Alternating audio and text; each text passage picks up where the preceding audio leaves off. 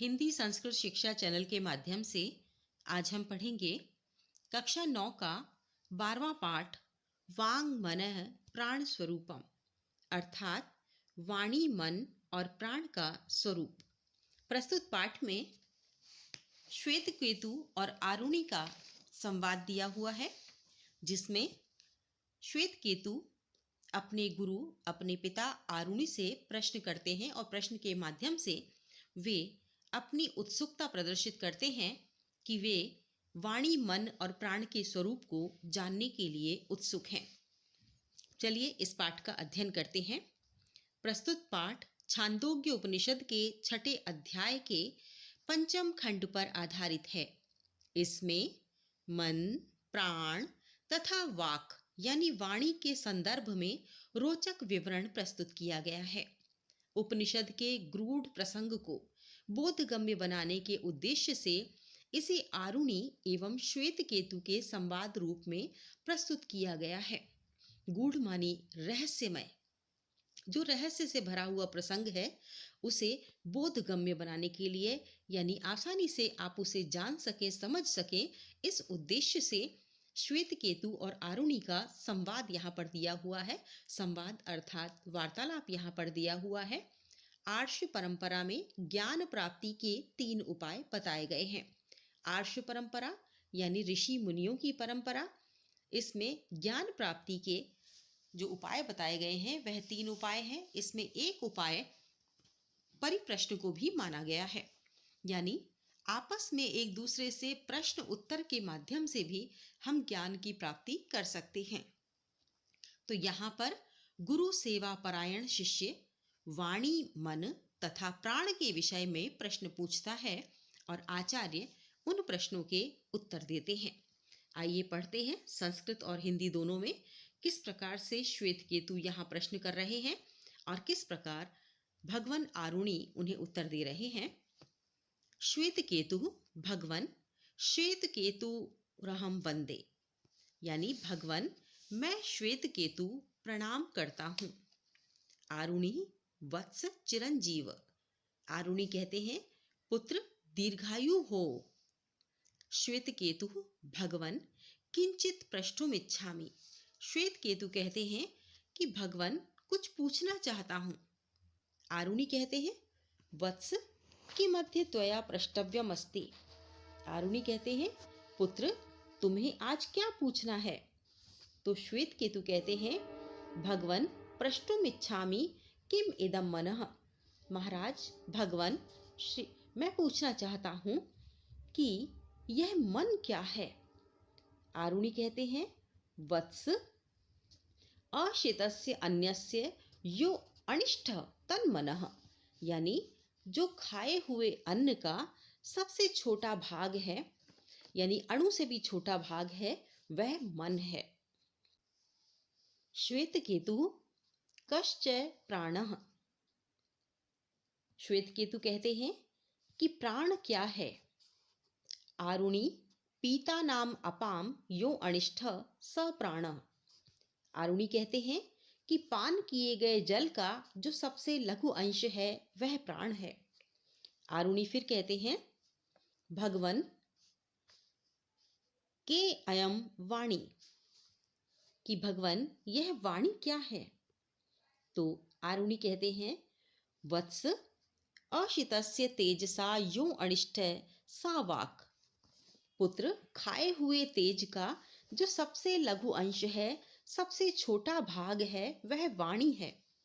मनः अन्नमयम, मन हमारा अन्नमय है, यानी अन्न से उत्पन्न होने वाला है।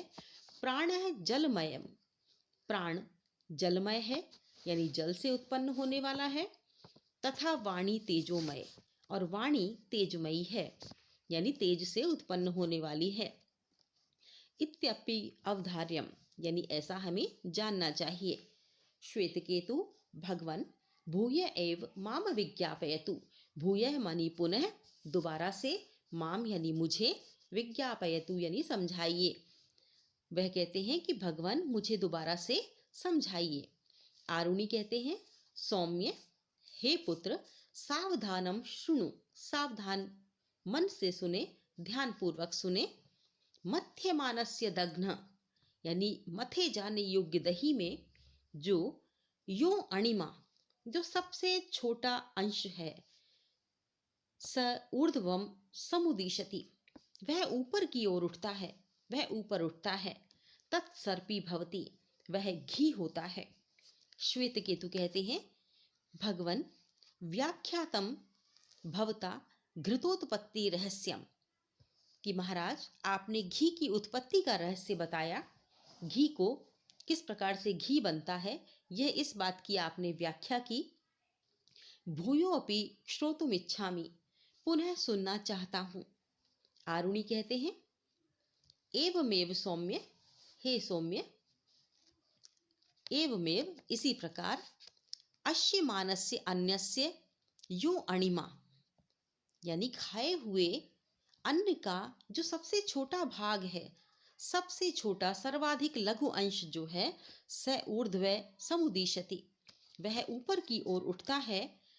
तन्मनो भवति वह मन होता है। अवगतम न वा, अवगतम यानी समझ गए, जान गए, न वा या नहीं। श्वेत केतु कहते हैं, सम्यक अवगतम भगवन, महाराज अच्छी तरह समझ गया हूं। आरुणि कहते हैं, वत्स पीयमानानाम अपाम यो अणिमा पिए हुए जल का या पान किए हुए जल का जो सबसे लघु अंश है, सबसे छोटा भाग है, जो हम पानी पीते हैं उसका जो सबसे छोटा भाग है, स ऊर्ध्वम समुदीशति वह ऊपर की ओर उठता है। स एव प्राणो भवति और वह ही प्राण होता है। अब श्वेत केतु कह रहे हैं, भगवन वाचमति विज्ञापयतु, भगवन वाणी के विषय में भी व्याख्या करें। यानी जिस प्रकार से आपने घी के सदृश मन को बताया था कि जिस प्रकार से बिलोना करने पर घी ऊपर आ जाता है, उसी प्रकार से हमारा जो मन है, भोजन इत्यादि जो हम पचाते हैं और उससे जो सबसे लघु अंश बचता है वह हमारा मन होता है।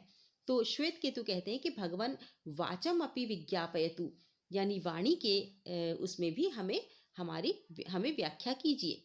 तो आरुणि कहते हैं, सौम्य अश्य मानस्य तेजसो यो अणिमा यानी सौम्य खाए जाते हुए तेज का जो सर्वाधिक लघु अंश है, यो अणिमा जो सबसे सर्वाधिक अंश है, स ऊर्ध्वम ऊर्ध्वः समुदीशति वह ऊपर उठता है।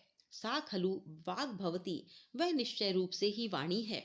वत्स पुत्र उपदेशांते भूयो अपि त्वाम विज्ञापयितुम इच्छामि, उपदेश के अंत में मैं तुम्हें बताना चाहता हूँ, यद अन्नमयम भवति मनः जो अन्नमय होता है वह मन है, आपोमयो भवति प्राणः और जो जलमय होता है वह प्राण है, और तेजोमयी च भवति वागिति और जो तेजोमयी है वह वाणी है। किंच यादृश अन्नादिकम गृह्णाति जैसा अन्न जो मनुष्य खाता है, मानवस तादृशम एव मनुष्य वैसा ही तस्य चित्तादिक भवति इति समुपदेश सारः यानी वो कहते हैं कि मेरे उपदेश का सार यह है कि जैसा व्यक्ति अन्न खाता है वैसा ही उसका मन इत्यादि हो जाता है। यानी हम हिंदी में भी कहते हैं कि जैसा खाएं अन्न वैसा बने मन, तो इसी प्रकार इसमें बताया गया है। अब आगे कह रहे हैं कि वत्स एतत् सर्वम हृदयेन अवधारय कि वत्स पुत्र यह सब अपने हृदय में धारण कर लो, अर्थात जो भी ज्ञान आज मैंने आपको दिया है, जो भी मैंने आपको व्याख्या बताई है वह अपने मन में धारण कर लो, स्मरण कर लो। श्वेत केतु कहते हैं, यदा ज्ञापयति भगवन जैसी आपकी आज्ञा, भगवन जैसी आप आज्ञा दे रहे हैं, एषः प्रणमामि मैं आपको प्रणाम करता हूँ। आरुणि कहते हैं, वत्स चिरंजीव, आरुणि कहते हैं पुत्र दीर्घायु हो, तेजस्वी नो अधितम अस्तु यानी जो हम दोनों ने जो भी पढ़ा हुआ है, नौ मानी हम दोनों, यहाँ द्विवचन के रूप में आया हुआ है, तो हम दोनों ने जो कुछ भी पढ़ा हुआ है वो सभी तेजस्विता से युक्त हो, यानी वह तेजस्वी हो। अब शब्दार्थ आ रहे हैं। शब्दार्थ में प्रष्टुम शब्द है। प्रष्टुम का अर्थ है प्रश्न कर्तुम, यानी प्रश्न करने, पूछने के लिए। प्रष्टव्यम, प्रष्टुम योग्यम, यानी पूछने योग्य क्या है। अशितस्य, भक्षितस्य, यानी जो खाया हुआ है आपने, खाए हुए का। अनिष्ठ, अनिष्ठ को कहते हैं लघिष्ठ या लघुतमः, अत्यंत लघु अथवा सर्वाधिक लघु, यानी सबसे छोटा, जिसको हम अणु परमाणु कहते हैं, तो उससे भी छोटा, सबसे छोटा। अन्नमयम, अन्न विकार भूतम, अन्न से उत्पन्न होने वाला, अन्न से निर्मित, उसे हम अन्नमयम कहते हैं। इसके बाद आपोमय, आपोमय का अर्थ है जल में परिणत, जल से बना हुआ, जलमय। तेजोमय, तेजोमय का अर्थ है अग्निमय, यानी अग्नि का जो रूप है, अग्नि का परिणाम भूत, यानी अग्नि का सबसे छोटा रूप। अवधार्यम, अवगंतव्यम, समझने योग्य। विज्ञापयतु, प्रबोधयत, यानी समझाइए।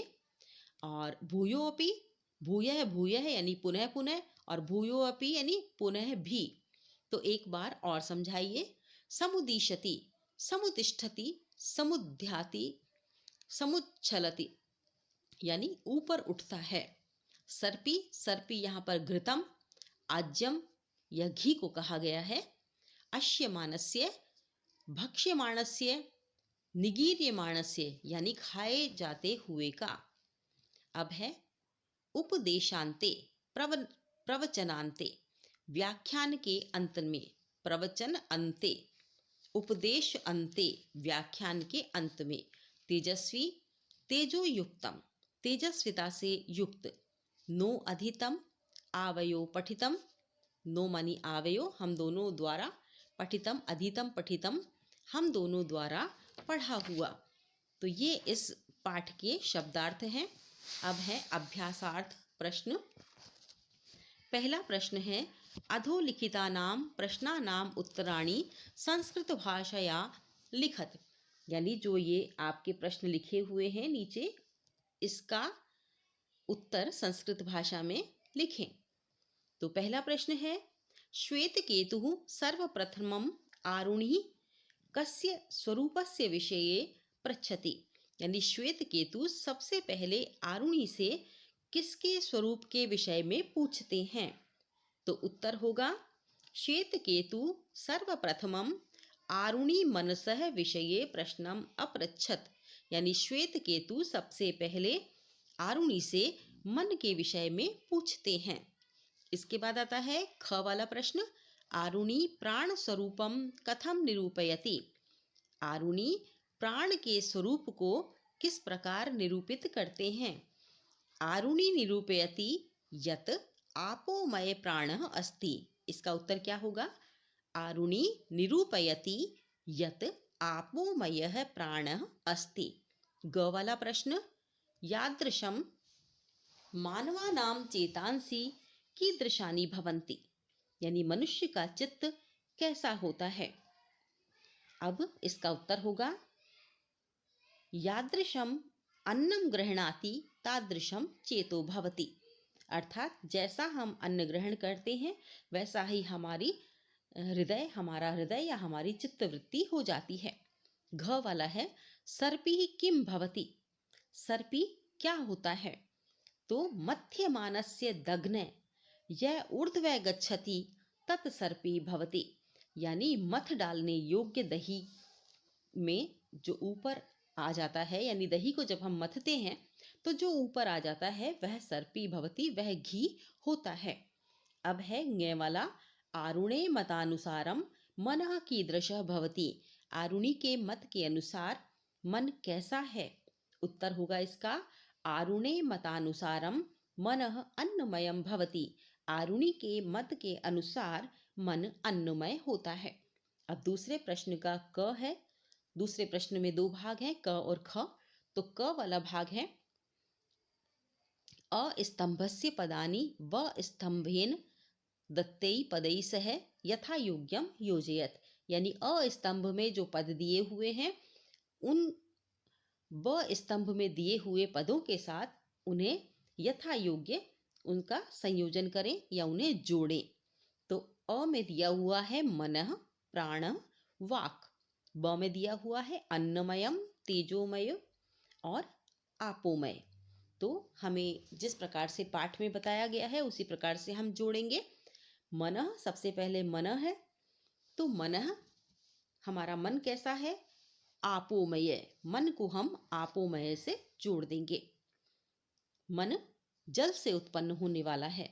इसके बाद शब्द है प्राणः, तो प्राणः अन्नमयम, यानी प्राण जो है वो अन्न का सबसे लघु रूप है, लघुतम रूप है, इसलिए प्राण को हम अन्न से जोड़ देंगे, अन्नमयम से जोड़ देंगे। तीसरा है वाक। वाक मीन्स वाणी। वाणी को हम तेजोमयी जानते हैं, यानी अग्नि से उत्पन्न, तेज से उत्पन्न हम वाणी को जानते हैं। अब है ये ख वाला प्रश्न। ख वाले प्रश्न में है अधोलिखिता नाम पदानाम विलोम पदम पाठात चित्वा लिखत, यानी नीचे दिए गए पदों के विलोम शब्द पाठ से चुनकर लिखें। अब ये कौन कौन से शब्द हैं? गरिष्ठ, गरिष्ठ शब्द दिया हुआ है, तो इसका विलोम शब्द क्या होगा? अनिष्ठ। दूसरा शब्द है अधः। अधः का अर्थ होता है नीचे, तो इसका विलोम पद क्या होगा? ऊर्ध्व। ऊर्ध्व मानी ऊपर। तीसरा शब्द है एक बारम। एक बारम का अर्थ है एक बार, तो इसका विलोम शब्द क्या होगा? अनेक बार। अनेक बार को हम संस्कृत में क्या कहेंगे? भूयः। चौथा शब्द है अनधीतम, यानी जो नहीं पढ़ा हुआ है या जिसका अध्ययन नहीं किया हुआ है, तो इसका विलोम शब्द क्या होगा? अधीतम, यानी जो पढ़ा हुआ है।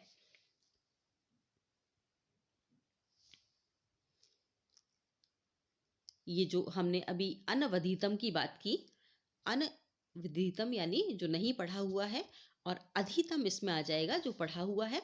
अब है किंचित। किंचित मानी थोड़ा या कुछ, और इसका विलोम शब्द क्या होगा? सभी कुछ, सब। उसको क्या कहेंगे संस्कृत में? सर्वम। अब है तीसरा नंबर का प्रश्न।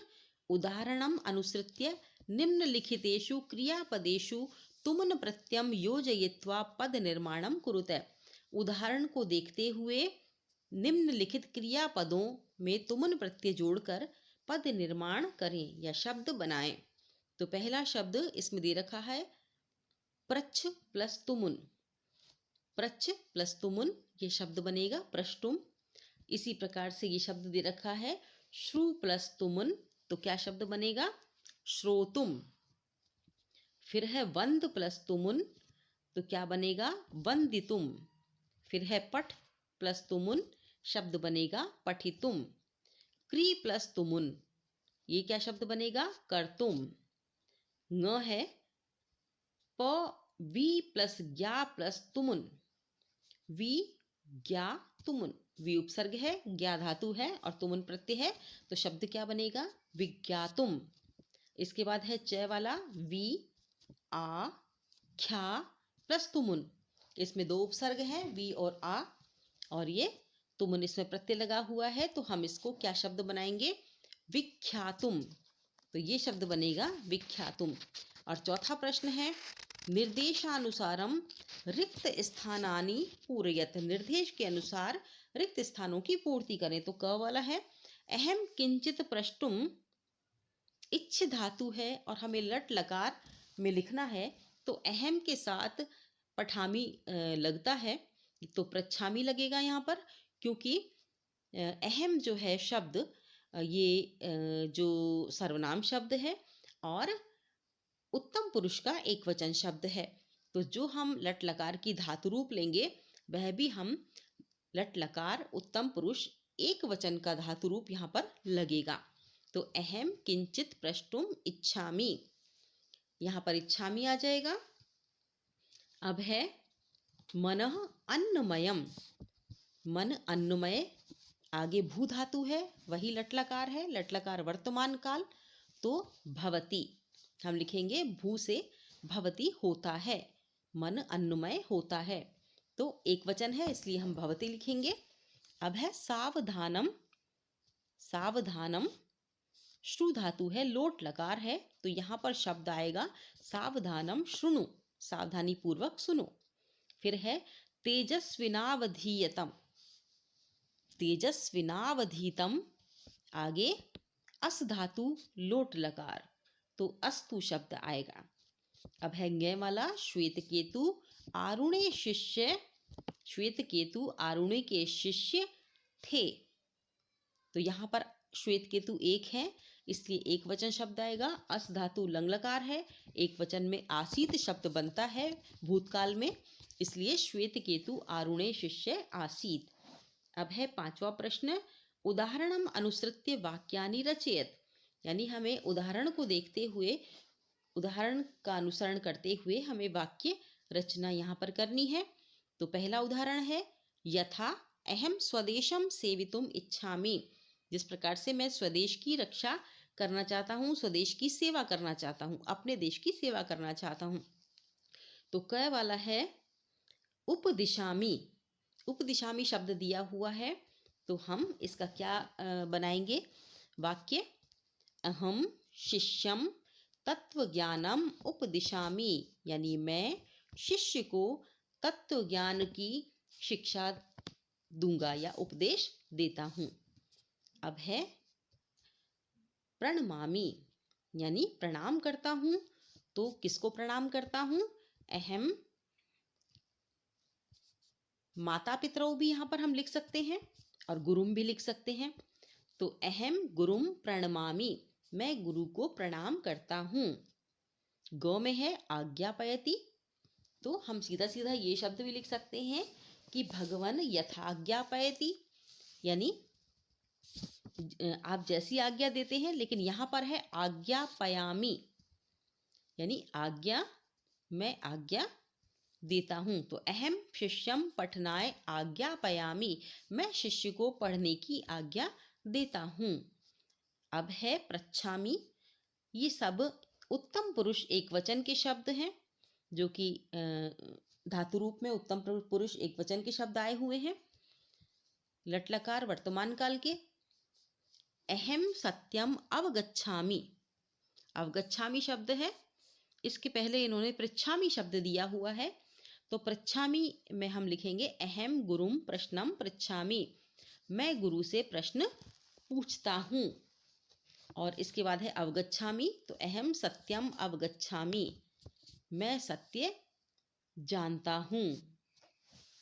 अब है छठा नंबर का प्रश्न, संधिम कुरुत, संधि करनी है हमें, यानी यहाँ पर संधि विच्छेद दे रखा है, दो शब्द अलग अलग दे रखे हैं, हमें दोनों को मिलाकर लिखना है, संधि करनी है।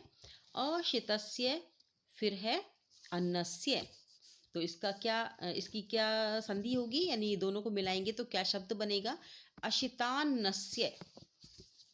दूसरा शब्द है इति प्लस अपि अवधार्यम, इति प्लस अपि प्लस अवधार्यम, तो ये क्या शब्द बनेगा, इत्यप्यधार्यम, इत्यप्य अवधार्यम। अब तीसरा है काइयम, काइयम को जोड़ेंगे तो शब्द बनेगा केयम। फिर है नौ अधीतम, तो शब्द बनेगा नावधीतम। भवति इति, तो ये जब हम जोड़ेंगे तो भवती इति बन जाएगा।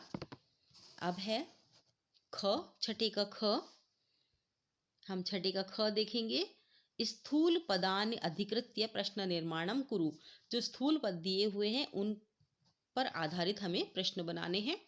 मध्यमानस्य दग्न अणिमा ऊर्ध्व समुदीशति, यानी मध्यमानस्य दग्न अणिमा ऊर्ध्वम समुदीशति, मथने के बाद जो सबसे लघु रूप ऊपर दिखाई देता है, तो हम इसका प्रश्न क्या बनाएंगे, मध्यमानस्य के स्थान पर हम बोलेंगे कीदृशस्य, तो कीदृशस्य दग्न अणिमा ऊर्ध्वम ऊर्ध्व समुदीशति, यानी किस प्रकार का जो दही है वो सबसे छोटे रूप में ऊपर दिखाई देता है।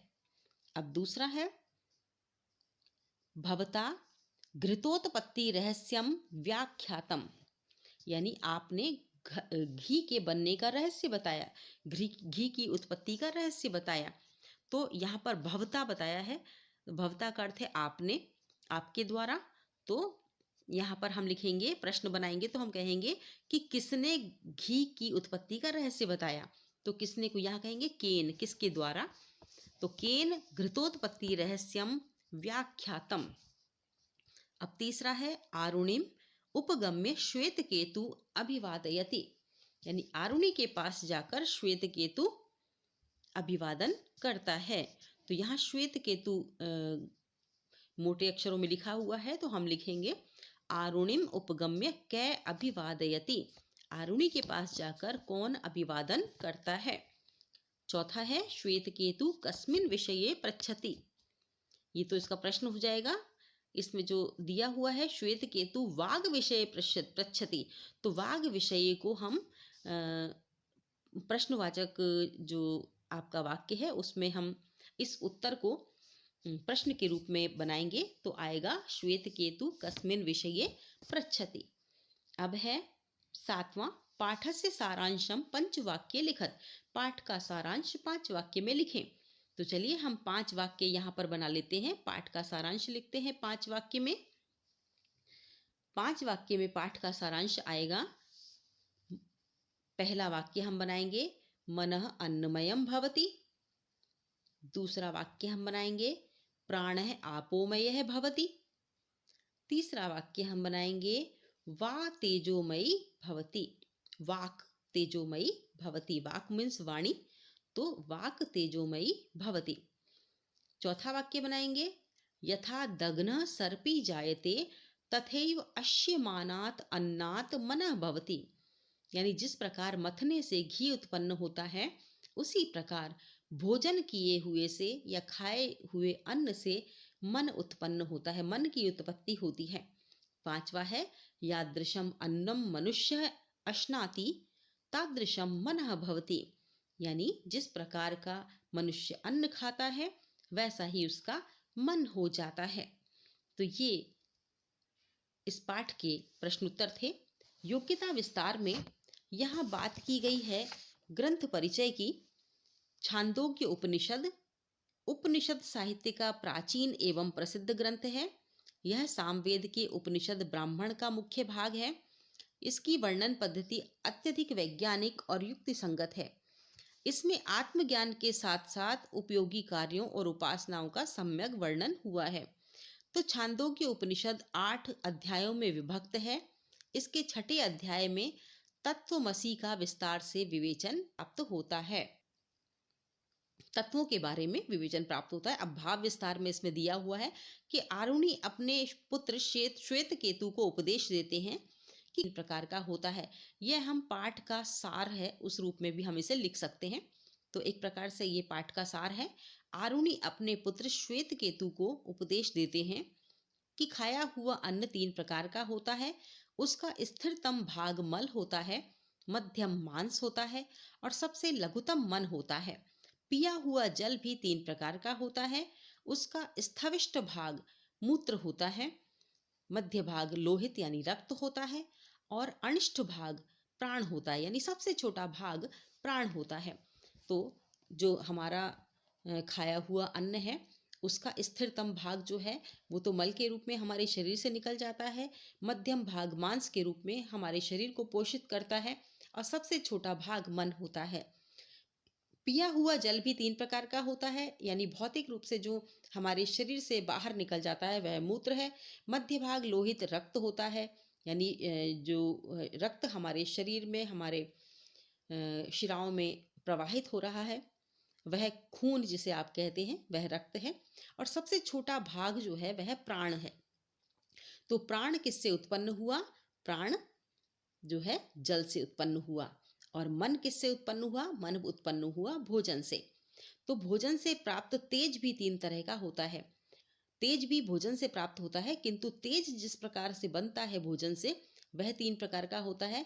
उसका स्थविष्ट भाग यानी जो स्थिर भाग होता है वह अस्थि है, और मध्यम भाग जो होता है वो चर्बी होती है, और जो लघुतम भाग होता है वह वाणी होती है।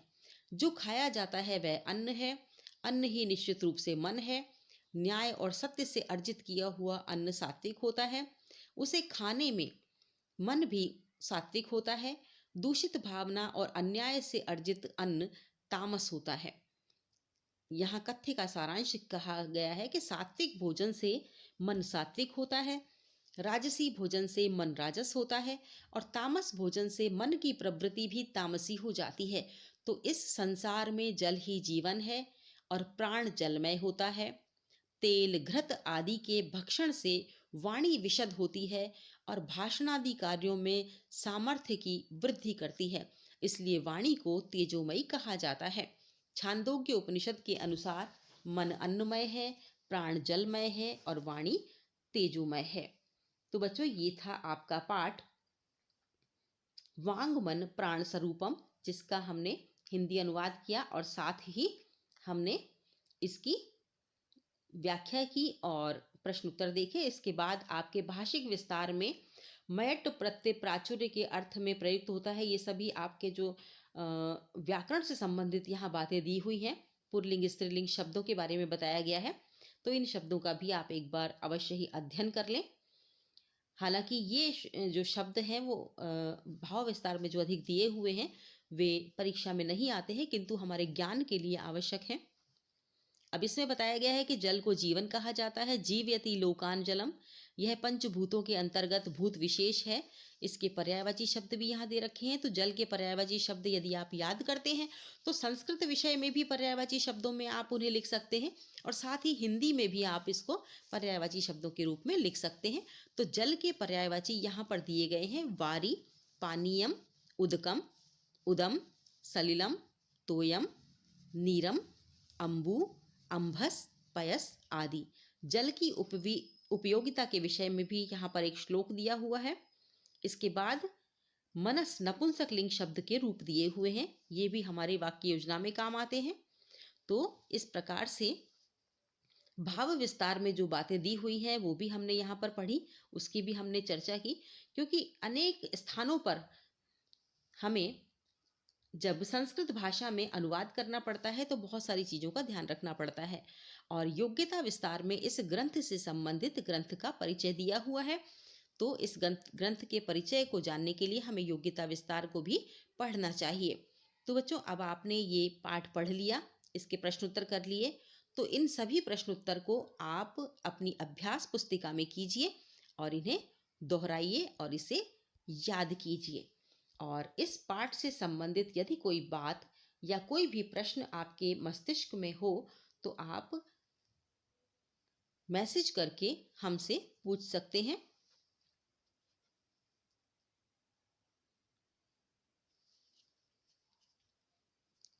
धन्यवाद।